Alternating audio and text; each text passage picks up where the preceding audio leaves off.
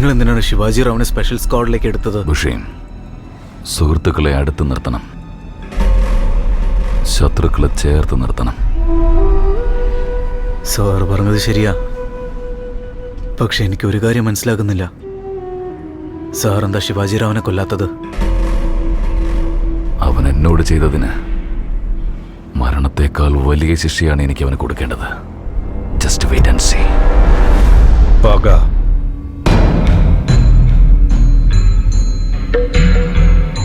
മുഴുവൻ സിസ്റ്റത്തോടും പകയുള്ള ഒരുത്തൻ ചെയ്യുന്ന പണിയായത്. ആരാ? പസാരി. പസാരിയോ? പക്ഷെ ബോസ്, ഇന്ന് പസാരി എത്ര വലിയ ആളാണെങ്കിലും അയാളുടെ ട്രാക്ക് റെക്കോർഡ്സ് ഒക്കെ നോക്കിയാൽ ഇങ്ങനെ അതിര് കടന്നു പോകും ഞാൻ ഒരിക്കലും വിചാരിച്ചില്ല. ഓരോ മനുഷ്യന്റെ ഉള്ളിലും നല്ലവനും ദുഷ്ടനും ഉണ്ടാകും. തനിക്കുണ്ടായ അപമാനം സഹിക്കാനാവാതെ പസാരിയുടെ ഉള്ളിലെ ദുഷ്ടൻ പുറത്തു വന്നിരിക്കുക. ഞാൻ പറഞ്ഞതല്ലേ കേട്ടോ? ഇല്ല, ഇപ്പൊ അനുഭവിക്ക.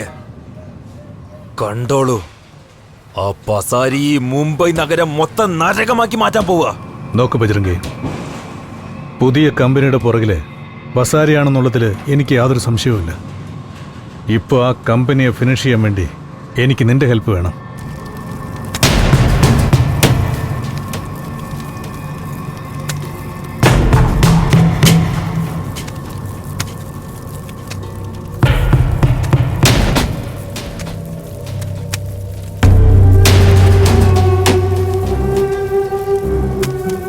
എന്നെ എന്തിനാ വരാൻ പറഞ്ഞേ? പണം വളരെ മോശമായതാണ് ബജരംഗി. അത് നമ്മെ നശിപ്പിക്കുന്നതിന് മുൻപ് തന്നെ നമ്മൾ തന്നെ അതിനെ നശിപ്പിക്കണം. എന്നെ എന്തിനാ ഇങ്ങോട്ട് വരാൻ പറഞ്ഞേ? പണം എന്ന് വെച്ചാ? പണം സേഫായിരിക്കുന്ന കാലം മാത്രമേ മാറ്ററും സേഫ് ആവൂ. പക്ഷെ എങ്ങനെയും പണം സമ്പാദിക്കാമെന്ന വഴി മനസ്സിലാക്കി കഴിഞ്ഞാൽ അപ്പോൾ ഇതിനുള്ള ആഗ്രഹം അങ്ങ് തീരും. അതുകൊണ്ടാണ് ഞാനിപ്പോൾ ഇതെല്ലാം നശിപ്പിക്കുന്നത്. നീ പറയാൻ വരുന്ന എന്താ വെച്ചാ തെളിച്ച് പറ, കേട്ട് നിൽക്കാൻ സമയമില്ല. ബജ്രംഗി, നിനക്കിപ്പോൾ ഉള്ളത് സമയം മാത്ര. വെയർ ഹൗസിലെ ഈച്ചകളോടൊപ്പമാണ് നിന്റെ താമസം. നിന്റെ 2 ഫാമിലിയെ പോലും നിനക്ക് മെയിൻറ്റെയിൻ ചെയ്യാൻ കഴിയുന്നില്ല. സമയമല്ലാതെ പിന്നെ എന്താ നിനക്കുള്ളത്? പറയേ, എൻ്റെ കൂടെ ജോലി ചെയ്യാൻ സമ്മതമാണ് നിനക്ക്? പണം സമ്പാദിക്കണ്ടേ? അതൊക്കെ എനിക്കറിയാം, ബാക്കി പറ. ശിവാജി, അവൻ കാരണമാണ് ഇത്രയും വർഷങ്ങൾക്ക് ശേഷം നമ്മൾ കണ്ടുമുട്ടുന്നത്. പഴയ പകയെല്ലാം മറന്നിട്ട് നമുക്ക് വീണ്ടും ഒരുമിച്ച് ജോലി ചെയ്യാം. എന്തു പറയുന്നു? നീ എന്നെ വീണ്ടും പറ്റിക്കില്ലെന്ന് എന്താ ഗ്യാരണ്ടി? ബജറംഗി, എൻ്റെ വാക്കുകളെ നീ വിശ്വസിച്ചില്ലെങ്കിലും കുഴപ്പമില്ല. അറ്റ്ലീസ്റ്റ് ഈ നോട്ടുകെട്ടുകളെങ്കിലും വിശ്വസിക്കേ. ഒന്ന് ചിന്തിച്ചു നോക്ക്, ഈ പണം നിന്റെ മുന്നിലിട്ടാ കത്തിക്കുന്നത്.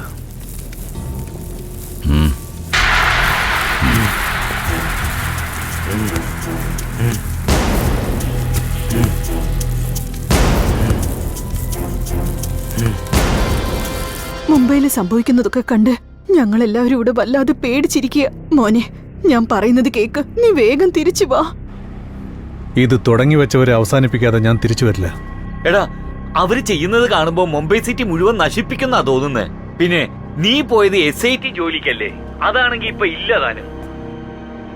ഞാൻ പറയുന്ന കേക്ക്, ഇങ്ങോട്ട് പോരു മോനെ. അച്ഛാ, അച്ഛൻ പേടികൊണ്ടാ ഇങ്ങനെയൊക്കെ പറയുന്നേ. ചെറുപ്പത്തിൽ അച്ഛനാ എനിക്ക് പറഞ്ഞു തന്നിട്ടുള്ളത്, ഓർമ്മയുണ്ടോ? ജീവിതം വെറുതെ ജീവിച്ചു തീർക്കാനുള്ളതല്ല. പ്രാണികളും പക്ഷികളും പുഴുക്കളും ഒക്കെ ജീവിക്കുന്നുണ്ട്. എന്നാൽ ന്യായത്തിന് വേണ്ടി ഭയപ്പെടാതെ ജീവിക്കുന്നതാണ് ജീവിതം എന്ന് അച്ഛൻ പറഞ്ഞു തന്നിട്ടുണ്ട്. പക്ഷെ ഇപ്പൊ അച്ഛൻ എന്നെ ഒരു ഭീരുവാക്കാൻ നോക്കുകയാണ്. ഞാൻ നന്മയ്ക്കായി, സത്യത്തിനു വേണ്ടി, ഞാൻ വിശ്വസിക്കുന്ന ന്യായത്തിന് വേണ്ടിയാ ഇവിടെ നിൽക്കുന്നത്. പ്ലീസ് എന്നെ തടയരുത്.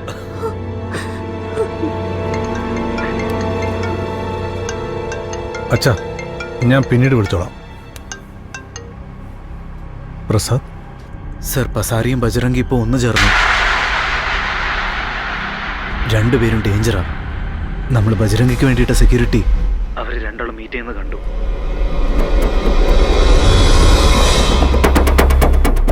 ഞാൻ പസാരിയെ കണ്ടിരുന്നു. പസാരിക്ക് ഡിപ്പാർട്ട്മെന്റിൽ 1000 കണ്ണുകളുണ്ട്. നമ്മൾ 2 പേരെ പറ്റി അവൻ അറിയുന്നതിന് മുന്നേ ഞാൻ തന്നെ എല്ലാം പോയി പറഞ്ഞിട്ട് വന്നു. പസാരിയോടൊപ്പം നമുക്ക് ഏറ്റുമുട്ടണമെങ്കിൽ നമ്മുടെ നീക്കങ്ങളൊക്കെ വലിയ ലെവലിലാവണം. നീ അകത്തേക്ക് വാ.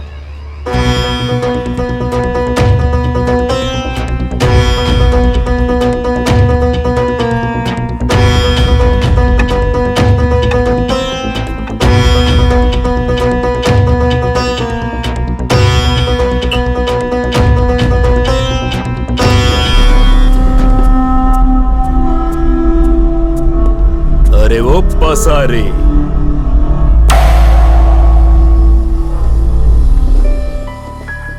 നീ ശിവാജിയോട് എന്ത് പറയാൻ പറഞ്ഞോ അതേപോലെ പറഞ്ഞു. പാവം ശിവാജി.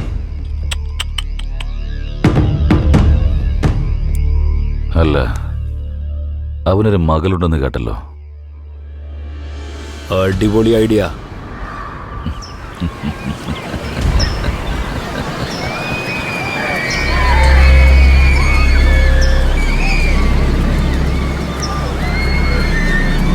ഡാഡി, എന്തിനാ ഡാഡിയെ പെട്ടെന്ന് എസ്എൽ വേൾഡിലേക്ക് കൊണ്ടുവന്നെന്ന് അറിയോ? ഇന്ന് ഡാഡിയുടെ ബർത്ത്ഡേയാ.